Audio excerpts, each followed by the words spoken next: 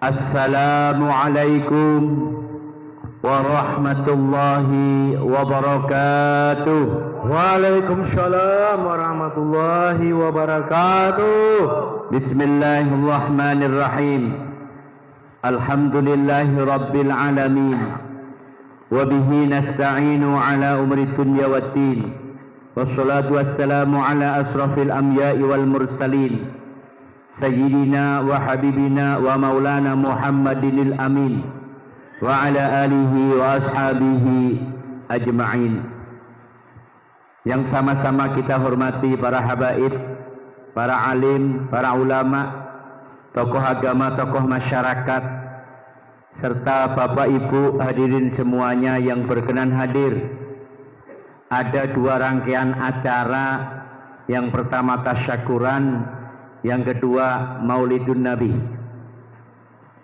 Dan saya sesungguhnya cuma membuka saja Bapak. Insya Allah nanti biar dihabis-habis. Mungkin banyak yang nggak kenal saya, sehingga saya disebutkan kepala urusan agama. Saya bukan kepala KUA, tapi saya kepala kantor Kementerian Agama. Kalau kepala KUA itu tukang menikahkan, sementara saya menikah baru sekali. Bapak Ibu yang dirahmati Allah, yang saya hormati juga Bapak Salihuddin Espil. Beliau Pak yang bawa saya ke sini. Semoga beliau senantiasa diberikan kesehatan untuk memberikan manfaat kepada kita semua. Dan beliau tadi bisik-bisik dengan saya, mohon doanya Pak Haji. Insya Allah di depan ini akan kita wakafkan, akan kita hibahkan untuk majelis. Amin. Mudah-mudahan berkah. Bapak Ibu yang dirahmati Allah, salah satu tempat yang paling mulia di bumi adalah tempat yang dipakai untuk sujud. Dan malam hari ini kita berkumpul di Langgar Nurul Iman untuk bersama-sama selain tasyakuran juga Maulidun Nabi. Sesungguhnya ketika kita, mohon maaf saya pakai sedikit Beb ya. Ketika kita memperingati Maulid Nabi, kita sudah terpaut, sudah 1451 tahun dengan Rasulullah. Bahkan mohon maaf, mungkin ada di antara kita di sini bahkan melihat makam Nabi belum pernah. Ada yang belum pernah? Ada. Ada yang punya keinginan untuk umroh, untuk haji, yang saat ini nunggunya 30 tahun. Sehingga kalau Bapak nanti hari Senin daftar di kantor saya, insya Allah akan diberangkatkan tahun 2052. Dulu-duluan mana panggilan Nabiullah Ibrahim atau Israel. Bapak Ibu yang dirahmati Allah, Allah sudah menyatakan la in syakartum lazidannakum wa la in kafartum inna adzabi lasyadid. Kita bersyukur yang pertama karena kita terpilih oleh Allah mendapatkan hidayahnya Allah. Pak, Mekah ke Kota Bangun etam sini, seandainya etam tuh naik pesawat, penerbangannya itu Pak berapa jam? Ada yang pernah? Berapa jam Pak? 9 atau 10 jam. Lebih dekat ke Eropa daripada ke etam Kota Bangun. Betul nih? Tetapi Allah memilih etam di sini mendapatkan percikan hidayahnya Allah. Sehingga etam mengimani Allah, etam mengimani Rasulullah, sosok yang barangkali mohon maaf tidak pernah kita kenal. Tetapi melalui jasa para habaib, jasa para ulama, kita mengenal Rasulullah. Saya mohon maaf Pak, Rasulullah adalah satu-satunya orang di dunia ini yang mohon maaf Pak nggak bisa dibanding-bandingke, kalau kata lagunya siapa itu. Saya mohon maaf Pak, kenapa saya bilang nggak bisa dibanding-bandingke? Karena memang tidak ada orang seperti sosok Nabi. Saya mohon maaf, kita punya presiden sudah berapa coba? Mulai Pak Karno, siapa lagi? Pak Harto, siapa lagi? Sampai lahir Jokowi dah. Coba Bapak cari bagaimana cara tidur Presiden Soekarno, ketemu enggak? Enggak akan ketemu. Tapi coba Bapak googling, Bapak searching bagaimana cara Rasulullah tidur, ketemu enggak, Bin? Ketemu. Jangankan tidur, cara makan Nabi ditulis dalam hadis. Cara mandi Nabi ditulis dalam hadis. Cara wudhu Nabi ditulis dalam hadis. Bahkan mohon maaf, hal-hal yang sangat pribadi saja ditulis cara cebok Nabi. Ada ndak hadisnya? Inilah salah satu manusia yang hebat. Alhamdulillah kita dapat hidayah sehingga kita bisa mengimani Rasulullah SAW dan Allah Subhanahu wa Ta'ala. Kita bersyukur karena melalui swadaya masyarakat dibantu sedikit dari Bapak DPR tadi bisa meningkatkan kualitas daripada langgar hitam ini. Tapi saya berharap rasa kesyukuran kita tentang keberadaan langgar ini tidak hanya pada saat maulid. Karena yang paling berat ittiba Nabi itu adalah hitam mengitibai akhlak Nabi. Saya mohon maaf, saya nggak lama Bib karena saya harus balik ke Tenggarong. Coba sebuting aja saya contohkan. Rasulullah itu ngajari sholat sehari semalam berapa kali yang wardu? Berapa Pak? Rasulullah ngajari sholat ke etam berapa kali sehari semalam? Yang wajib saja 5. Maka kalau kepingin menjadi umat Nabi, jangan berani sholat setahun 2 kali. Nanti kalau kita galanya nyaman berani sholat setahun 2 kali, pas nanti di akhirat ditanya, kula siapa? Kula orang liang. Saya orang liang ya Rasulullah, saya umatmu. Lain kata Rasulullah, kenapa lain? Sholatmu beda dengan saya.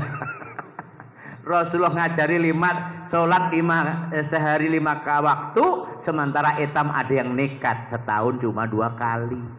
Kata Nabi, cari Nabi lain aja. Ini dari satu saja, mohon maaf. Kadang-kadang etam ini berat. Tapi ini masalah Pak. Karena rasa kesyukuran kita yang pertama adalah etam mendapatkan hidayahnya Allah. Tadi saya bilang Pak, Eropa itu lebih parah Pak daripada etam kota bangun sini dibandingkan ke Mekah Madinah. Ke Eropa barangkali cuma 2 jam. Tapi di situ banyak orang yang nggak beriman. Ke Afrika parah juga. Bahkan dilewati India. Ya kan? Tapi kenapa etam terpilih? Itulah rasa kesyukuran kita. Maka bentuk kesyukuran ini harus kita wujudkan dengan etam mentauladani akhlak Nabi. Etam ikuti. Pak, sunnah Nabi itu banyak Pak. Banyak sekali. Hafal Quran sunnah Nabi. Jadi tidak hanya melihara jenggot doang. Wah, sunnah Nabi. Padahal melihara jenggot juga sunnah Nabi. Tapi hafal Quran sunnah Nabi juga. Ya kan? Banyak Pak sunnah Nabi itu. Tapi etam ala sesuai kemampuan etam. Saya contohkan dikit lagi. Cara makan etam aja kadang-kadang belum sesuai dengan sunnah Nabi. 1, Rasulullah sebelum makan berdoa. Insya Allah anak-anak etam sudah galanya bisa berdoa sebelum makan. Allahumma barik lana fima razaqtana wa qina adzaban. Yang kedua, pakai tangan kanan. Insya Allah banyak juga. Yang ketiga ini yang berat Pak. Rasulullah itu mau makan akan berhenti sebelum kenyang. Nah ini tegak nih sakit. Etam ini munlah kena lauknya cocok, bertusan baung, cacapannya blimbing apa itu? Tunjuk, lopat berasnya beras baru, lopai, masih doang ngaut, ya kan? Sementara kata Nabi berhenti dulu makan sebelum kekenyangan. Tapi ada juga loh yang sunnah Nabi nggak bisa dipraktekkan di Kota Bangun. Nabi itu karena nunga itu apa ya? Dulu yang dimakan Nabi itu roti dengan kurma, kawah atau 3 jari. Mun kita makan bubur kacang, nah ini sakit. Makanya kita harus ngepaskan, ada yang pas, ada yang kurang pas. Bapak Ibu yang dirahmati Allah, kesyukuran Etam dapat tempat yang representatif. Mari kita siapkan generasi anak didik kita untuk belajar agama. Karena tantangan terberat saat ini anak-anak kita adalah bagaimana gempuran ideologi, gempuran budaya dari luar melalui HP. Ini yang berat banget, Pak. Bahkan banyak anak-anak kita itu lebih taat patuh kepada HP daripada Mac-nya. Hujan nih. Tahap lah kita Mac-nya. Coba mun dikio mamaknya, nak tulungi mama sampai 2-3 kali nih bergerak, Pak yo. Tapi mun ada suara nada dering HP blencoknya. Coba. Wah ya ini luar biasa, Pak. Kita bahkan hampir-hampir sulit membedakan mana yang hak, mana yang batil. Semuanya campur aduk dalam satu informasi. Inilah Bapak Ibu tantangan anak-anak generasi Z, tidak seperti Etam dulu, Pak. Anak-anak Etam bisa berselancar kemana-mana.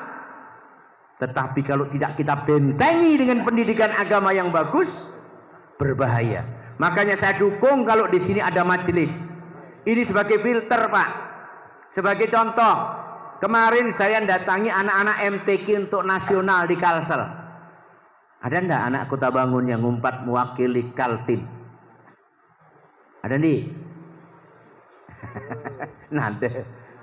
Belum leh. Jangan Anda belum.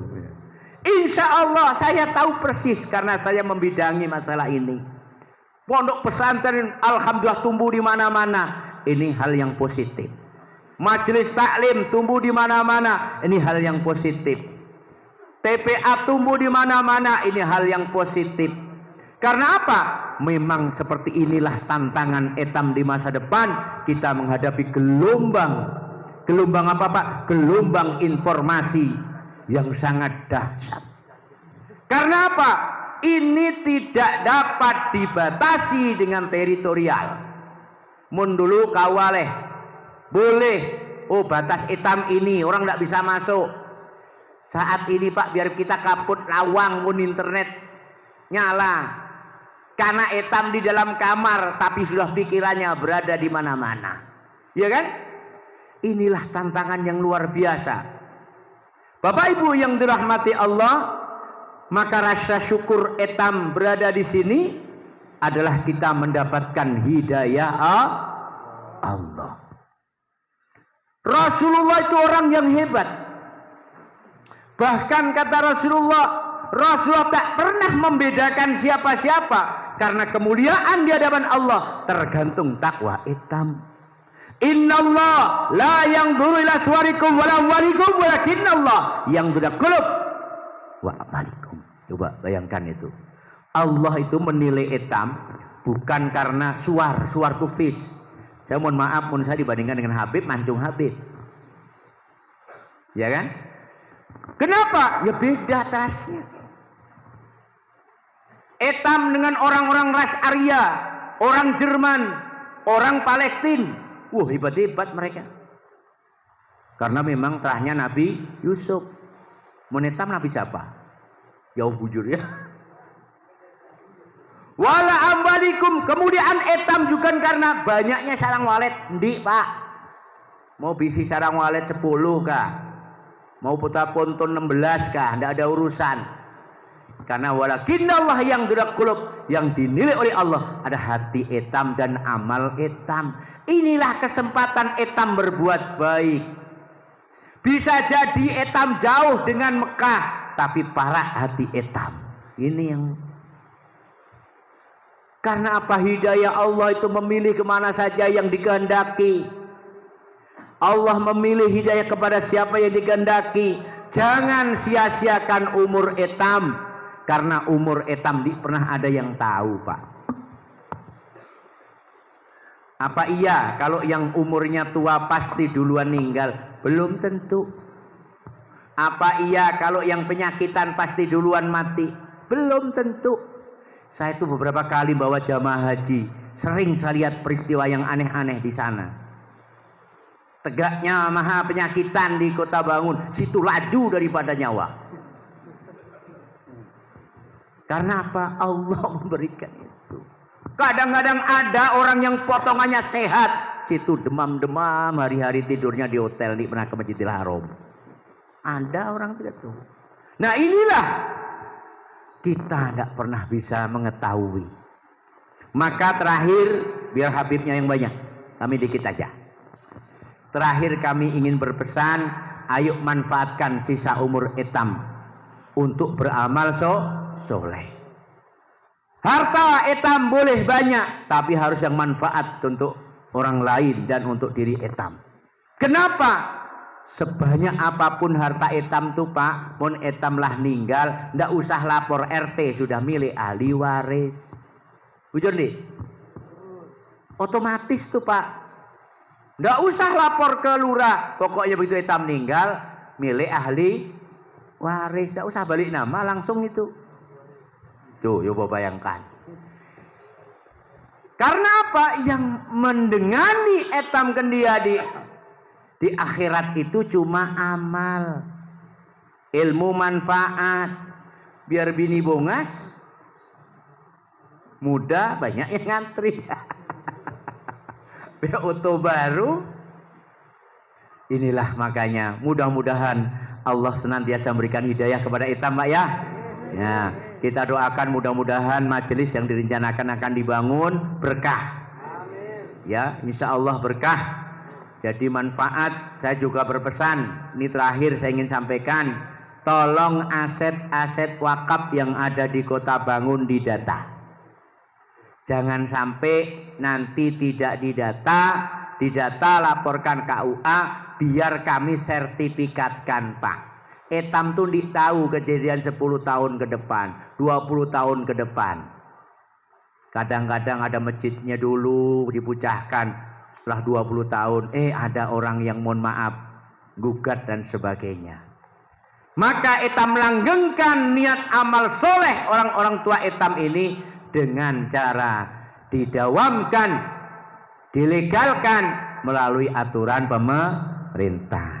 Saya kira ini saja Bapak Ibu yang dapat kami sampaikan. Mohon ampun maaf Habib, karena mungkin setelah ini kami juga akan pamit, biar Habibnya panjang nanti sampai jam 12. Salah kira mohon maaf. Assalamualaikum warahmatullahi wabarakatuh.